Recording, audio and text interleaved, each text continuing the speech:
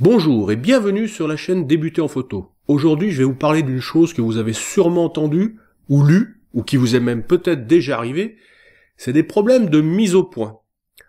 Vous pensez avoir fait la mise au point au bon endroit, d'ailleurs vous l'avez fait au bon endroit, mais malheureusement, c'est pas super net. Et oui, il se peut que votre couple boîtier-objectif ait des problèmes de focus. Donc on va regarder dans cette vidéo comment on peut remédier à ça, avec ces problèmes de back focus, et front focus. Allez, c'est parti!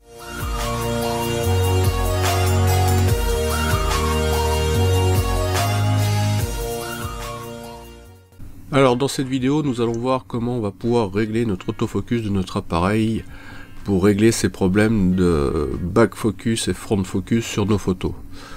Alors, je vais mettre trois méthodes. La première, je l'ai appelée la méthode économique. La deuxième, ça sera la méthode cible, on va dire. Et la troisième, ça sera la méthode logiciel. Voilà, pour citer ces trois méthodes-là. Peut-être qu'il y en a d'autres. Après, voilà les trois miennes. Alors, qu'avons-nous besoin pour faire ces micro-réglages et pallier aux problèmes que l'on peut retrouver sur nos photos? Ben, évidemment, il nous faut notre boîtier, nos objectifs, un trépied, une rotule, une télécommande, ça peut aider, sinon on va mettre le retardateur. Il faudra une plaque pour fixer sous notre trépied ou un L-bracket pour mettre sur la rotule. Si on a un objectif qui est un peu long, je conseille de mettre la plaque sous le collier de l'objectif pour qu'il y ait moins de porte-à-faux. Nous aurons besoin également d'un petit niveau qui se glisse sur la griffe du porte-flash sur le boîtier, ainsi qu'un autre niveau pour positionner la cible bien à l'horizontale. On aura besoin également d'un mètre, oui, d'un mètre, d'une cible pour les deux dernières méthodes, et en option, malgré que ça soit le plus pratique, un ordinateur, si on peut relier notre boîtier directement à l'ordinateur pour voir les résultats, ce qui évitera de décharger la carte pour les mettre sur l'ordinateur pour savoir si nos micro-réglages sont bons. Donc voilà déjà la liste de matériel qu'il faut avant de commencer. Alors pour la première méthode que j'ai nommée économique, il va nous falloir 3 paquets de pâtes, ou comme moi, 3 paquets de céréales. N'importe quoi comme article qui va vous servir de cible dès l'instant que ça soit exactement les 3 mêmes. Et bien des boîtes et pas des sachets, ni tout ce qui est rond car ça fausse les réglages. Une petite équerre également pour disposer vos paquets à 45 degrés par rapport à l'axe du boîtier. 1 mètre pour mesurer la distance entre votre boîtier et vos paquets de céréales. Attention, on mesure la distance sur le boîtier à partir du plan focal et non du bout de la lentille. On va se mettre au maximum possible à la même hauteur que les cibles avec le boîtier pour éviter tout ce qui est plongée et contre-plongée. On peut se servir du niveau incorporé du boîtier, ou si on possède un tout petit niveau à bulles que l'on glisse dans la griffe du porte-flash, qui est d'ailleurs pour moi plus facile pour régler l'inclinaison du boîtier. Ça vous indique vraiment si vous êtes trop à gauche, trop à droite, trop en bas ou trop en haut. En fonction de la focale que l'on va utiliser, il faudra respecter une distance entre votre boîtier et la cible. Je vous mettrai également un lien pour télécharger le PDF sur les distances à respecter pour la plupart des focales allant de 16 à 1200 mm. Je vous mettrai aussi un lien pour le petit niveau à bulles si vous ne savez pas où en trouver un. Une fois que vous avez installé la cible et le boîtier, et bien sûr l'objectif sur le boîtier, il va falloir utiliser le collimateur central, se mettre à la plus grosse ouverture possible de votre objectif, se mettre dans un espace suffisamment éclairé pour garder les ISO le plus bas possible. Si vous avez une télécommande, s'en servir pour déclencher, ce qui évitera toute vibration sur le boîtier. Sinon, on peut se servir du retardateur du boîtier. On fait la mise au point sur le paquet du milieu, Ensuite, on désactive l'AF et on fait la photo. Alors pour les focales fixes, c'est très simple car il n'y a qu'un réglage à faire. Par contre, pour les zooms, c'est plus compliqué car il va falloir en faire deux. Évidemment, pour les boîtiers qui proposent cette option, j'ai pas la liste sous les yeux car je pense qu'elle serait vraiment trop longue vu les catalogues de toutes les marques. Alors le résultat qu'on voudrait avoir, c'est bien celui-là. C'est-à-dire qu'on a fait la mise au point sur le paquet du milieu, et c'est bien le paquet du milieu qui est net. Malheureusement, parfois, c'est pas le cas. C'est le paquet de devant qui est plus net, alors qu'on a fait notre mise au point sur le paquet du milieu. On appelle ça le front focus. Alors pour régler cela, il va falloir aller dans le menu AF de notre boîtier. Alors là, c'est à vous de trouver ce menu, car évidemment, chaque boîtier est différent, et de plus, chaque marque a ses menus. Donc je vous laisse chercher où ça se trouve dans votre boîtier.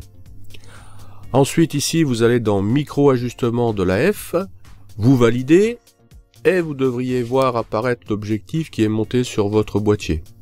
Ainsi que plusieurs lignes qui vous prouvent comment vous pouvez ajuster. Alors, vous choisissez bien sûr ajuster par objectif. Vous allez faire les corrections en fonction du résultat obtenu avec votre photo. Comme sur mon cas, c'est le paquet de devant qui est plus net, il va falloir donc que je repousse la mise au point sur l'arrière. Pour cela, je vais faire glisser le curseur vers la droite en direction du pictogramme qui désigne une montagne, et je vais faire 4 photos en décalant à chaque fois la valeur de 5. Plus 5, plus 10, plus 15, plus 20. Et comme ça, je verrai où le résultat est le meilleur, et j'ajusterai ensuite en fonction pour mettre le bon réglage. C'est là que l'avantage d'avoir un PC portable connecté est un plus, car on voit directement les photos sur l'écran et on se rend vite compte où c'est bon. Évidemment, si c'est le paquet derrière qui est plus net, cela s'appelle donc le back focus, et on fait l'inverse, il faut ramener vers l'appareil le réglage, et à ce moment-là, on fait -5, -10, -15, -20. Comme ça, on ramène la mise au point devant. Une fois vos réglages terminés, vous avez à l'écran le schéma ci-dessus, et vous faites Info, et vous rentrez le numéro de série de votre objectif. Comme ça, il reprendra ses corrections à chaque fois que vous le montez sur le boîtier. Et si pour une fois vous empruntez l'objectif à quelqu'un, le même objectif à une autre personne qui vous montrez sur votre boîtier, il ne prendra pas en compte les réglages de l'AF parce qu'il reconnaîtra bien que c'est un autre numéro de série. Voilà, on a vu comment faire cela sur une focale fixe. Mais comment faire lorsqu'on a un zoom? C'est à peu près la même chose, sauf qu'il va falloir répéter le réglage à 2 reprises. Une fois au grand angle, et une fois au téléobjectif. Et bien sûr en respectant la distance entre votre boîtier et la cible, en fonction de la focale que vous avez. Sur mon exemple, avec le 70-200, je vais devoir faire mon réglage à 70 mm, en me mettant sur la première ligne, qui est la lettre W, avec ma cible à 3,50 m du boîtier. Ensuite, je vais devoir faire un deuxième réglage à 200 mm en me mettant sur la ligne T, avec ma cible à 6 mètres de mon boîtier. Je mettrai le lien pour télécharger le PDF des distances dans la description. Une fois terminé, je fais comme avec ma focale fixe, je rentre le numéro de série dans le boîtier. Alors voilà pour ce qui est de la première méthode. Je vous rassure, je ne vais pas vous refaire toute la même explication pour la deuxième méthode. La méthode cible. Ici, on va remplacer nos paquets de céréales par une cible que l'on peut soit acheter sur internet, je vous mettrai un lien dans la description, ou soit se la fabriquer tout seul. Personnellement, c'est un ami qui me l'a fabriqué car je ne suis pas du tout bricoleur. Alors je lui ai demandé 2 cibles de taille différentes, c'est juste pour un confort personnel, pour les longues focales quand on est loin de la cible. Je vous mettrai un lien également pour télécharger les modèles pour fabriquer votre cible. Donc tout ce qui a été expliqué dans la première méthode va être exactement pareil ici, à l'exception de la cible par rapport au paquet de céréales. Et donc, pour les problèmes de front ou de back focus, il faudra se fier à la netteté de la graduation qui est à 45 degrés pour régler l'autofocus et que ça soit la ligne du 0 qui soit parfaitement nette. D'ailleurs, on voit très bien qu'avec cette méthode, c'est beaucoup plus précis que la première, car les traits sont beaucoup plus près les uns des autres que les paquets de céréales qui étaient très espacés. Donc comme pour la première méthode, on prépare notre trépied, boîtier, objectif, ainsi que notre cible que l'on positionne tous les deux à la même hauteur pour qu'ils soient dans le même axe et évite, comme dans la première méthode, le problème de plongée ou contre-plongée. On se met à la distance voulue en fonction de la focale et on recommence les mêmes étapes. C'est-à-dire, sur ce coup-là, on fait la mise au point au centre de la cible avec le collimateur central, avec une bonne lumière, pour avoir les ISO le plus bas possible, avec la plus grande ouverture de notre objectif. Une fois qu'on a fait la mise au point, on désactive l'AF, on prend la télécommande si on en possède une, ou alors on se sert du retardateur du boîtier. Et on commence à faire nos photos avec les paliers de plus 5 à plus 20 et de moins 5 à moins 20 avec des paliers de 5 à chaque fois. Ensuite, en regardant les photos, on corrige si on a des soucis de front focus, comme ici, ou alors des problèmes de back focus, comme là. Et on finit par rentrer le numéro de série dans le boîtier pour valider. La méthode logicielle. Alors, le logiciel s'appelle Recan Focal. Je mettrai le lien dans la description pour ceux qui veulent le télécharger. Il y a deux versions, Focal Plus et Focal Pro. La différence pour les réglages purs, c'est que Focal Plus s'arrête pour les objectifs qui vont jusqu'à 400 mm. Donc pour ceux qui ont des focales plus longues, ils ne pourront pas faire des micro-réglages avec et devront se tourner vers la version Pro. Alors celle-ci offre des possibilités en plus, celle de faire des analyses de toutes sortes, comme l'indique l'image. Comme toujours, cela a un coût et chacun prendra la version qui lui convient le mieux. Alors le logiciel est en anglais, je mettrai un lien dans la description pour télécharger le PDF dans une version française assez bien traduite. Une fois le logiciel mis en route et que vous avez relié votre boîtier et l'ordinateur, batterie chargée à fond, carte mémoire vierge, avec le câble fourni lors de l'achat du boîtier, c'est celui qui sert à décharger vos photos si vous employez cette méthode.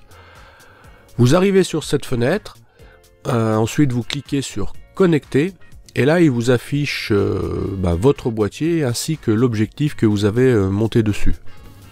Vous avez également aussi différents onglets comme analyse qui permet de savoir à quelle ouverture votre objectif est le meilleur.